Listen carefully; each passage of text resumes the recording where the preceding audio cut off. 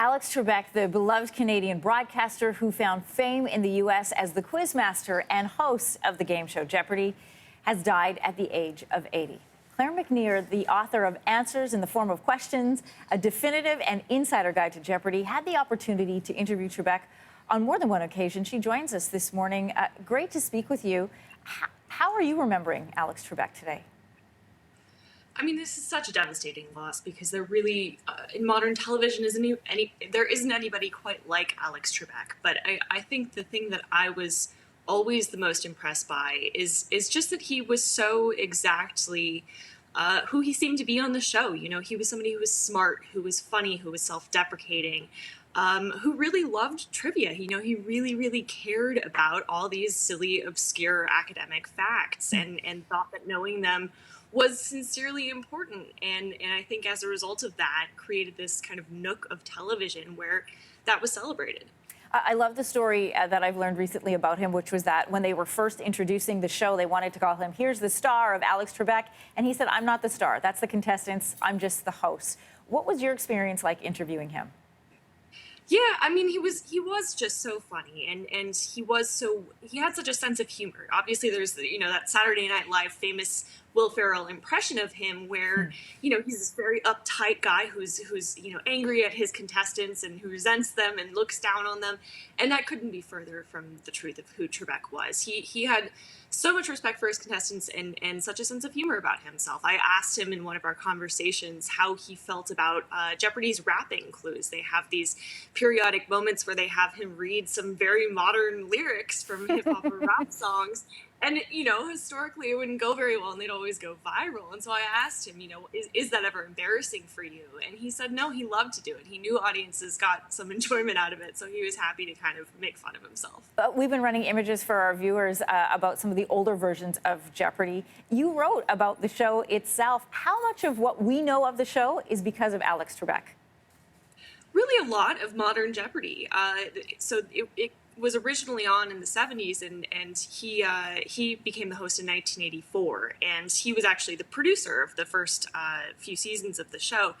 And he just had so much to do with setting the tone of the show. And I go back to that sort of respect for his contestants.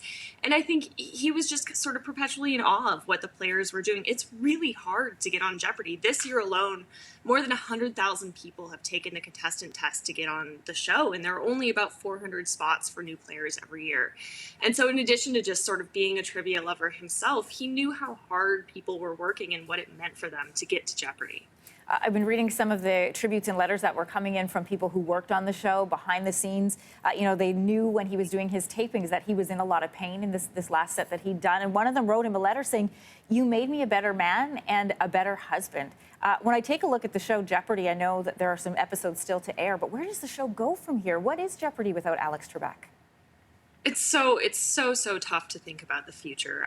Trebek was the first to say, and I know because I asked him exactly this, what would happen after he eventually did step back? Would there be Jeopardy after Alex Trebek? And he was so enthusiastic. He absolutely, yes, it is too good of a game. It is too good of a show. The writers are too great, the producers, the director, the players.